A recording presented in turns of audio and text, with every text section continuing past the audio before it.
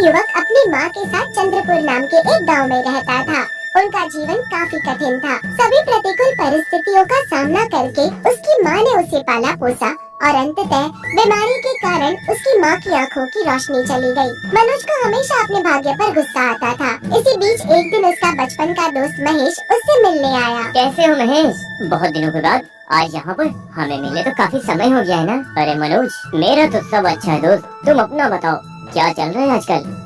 क्या कहूँ यार, मैं बहुत ज्यादा परेशान हूँ। समझ नहीं आता मैंने क्या कर्म किए हैं। तुम बताओ तुम्हारा क्या हाल है? अरे ऐसा क्या हो गया है? सब ठीक तो है ना? कैसे बताऊं? मैंने पिछले साल एक जमीन पर बहुत अच्छी खेती की थी, लेकिन उसकी फसल इतनी कम थी कि मैं उससे घर का खर्च भी नहीं उठा सका। मैं नौकरी के लिए शहर भी नहीं जा सकता क्योंकि बीमारी के कारण मेरी माँ की आंखों की रोशनी चली गई है। बस मैं इन्हीं सब चीजों से थोड़ा परेशान हो गया हूँ। माँ की आंखों की रोशनी के बिना वो बहुत परेशान रहती हैं, इसी वजह से मैं कहीं जा भी नहीं सकता। मतलब न तुम्हारे पास कोई काम है और न ही पैसा, और तुम्हें अपनी समस्याओं का समाधान नहीं मिल पा रहा है ना?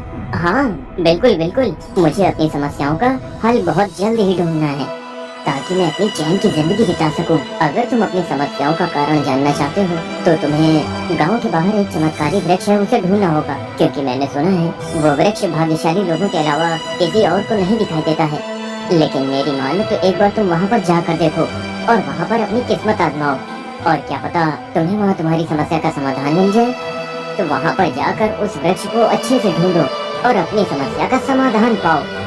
जरूर, मैं तुम्हारी हर बात को ध्यान में रखूंगा। वहाँ जाकर वृक्ष ढूंढने की कोशिश करूंगा और अपनी समस्याओं का समाधान ढूंढूंगा। मनोज ने अपनी माँ को सावधानी बरतने की सूचना दी और खुद महेश की सूचना के अनुसार उत्तर दिशा में पहाड़ों की ओर निकल पड़ा। कुछ दूर जाने के बाद मनोज रानी नाम की एक महिला के घर के पास पहुँचा। उसे घर के बाहर खड़ा देखकर वो उसके पास गया। कौन हो बेटे तुम? कहाँ से आ रहे हो? माताजी, मेरा नाम मनोज है, चंद्रपुर से आ रहा हूँ। मुझे बहुत भूख लगी है, क्या आप मुझे खाना खिला सकती हैं? हाँ जरूर, मैंने अभी अभी खाना तैयार किया है, आओ और खा लो। रानी ने मनोज को भरपेट स्वादिष्ट भोजन खिलाया। खाना खाने के बाद मनोज ने उससे आज्ञा ली। तब उसने पूछा, अब यहाँ से निकलकर कहाँ जा रहे हो बेटा?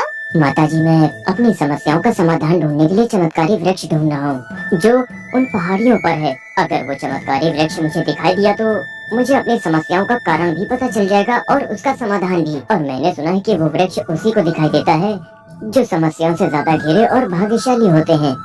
अच्छा, तो क्या तुम मुझ पर एक एहसान करोगे? बताओ।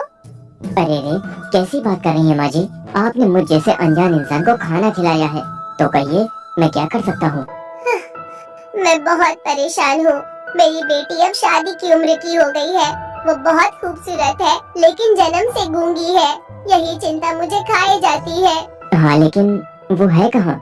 दिखाई नहीं दे रही है। वो अभी अपनी सहेलियों के साथ मंदिर गई है, आती ही होगी। अच्छा ठीक है माँ, बताइए मैं आपकी कैसे मदद कर सकता हूँ? मुझे यकीन है कि तुम्हें वो वृक्ष जरूर दिखाई देगा। जब उससे अपनी समस्याओं का कारण और समाधान पूछोगे, तब कृपया अपने साथ साथ मेरी बेटी की समस्या का भी समाधान पूछ लेना। मैं जरूर पूछूंगा माँ जी, और लौटते समय आपसे मिलकर वो समाधान भी बताऊंगा मैं। तुमने मेरे सर से बड़ा बोझ हल्का कर दिया।